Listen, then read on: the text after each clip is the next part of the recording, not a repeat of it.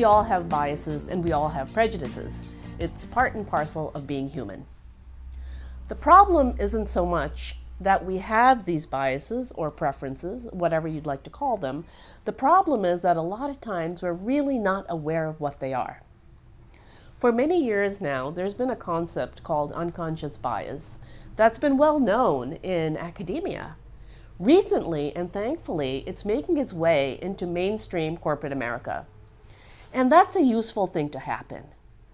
So by unconscious bias, we mean an unconscious association between external characteristics, let's say race or weight or height even, and we associate them with success and failure in ways that are simply not warranted.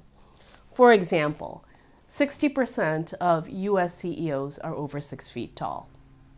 The job doesn't state that you need to be over 6 feet tall in order to have great leadership ability, but that's just an association that we are making. And therefore, candidates who are at a certain height or higher might be getting preference without us recognizing it over those who are a little shorter. Here's another example. And this is a very well-known experiment actually, and there are a number of variations on it. 2 business proposals were circulated to focus groups. The business proposals were identical. Photocopies. The only difference was the name on the bottom. One was by a John and the other was by a Jane. Guess what? The focus groups who thought the proposal was written by a man rated it much more favorably than those who thought it was written by a woman. So this might give us some insight or some clues into the qualities or characteristics pertaining to leadership that we assign to men versus women. Femininity, for instance, is often correlated with characteristics such as nurturing or collaborative.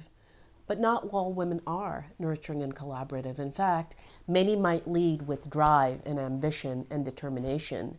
And when that happens, that can make us very, very uncomfortable without even realizing that we are negatively correlating those power-based characteristics with women and positively correlating them with men. So there are a lot of strategies and techniques that we can use to really uncover unconscious bias, not just within ourselves, but also in our teams and in our organizations. And there are ways that we can do this that is really eye-opening, that really leads to a lot of aha moments. So it's not as scary as it might sound right off the bat.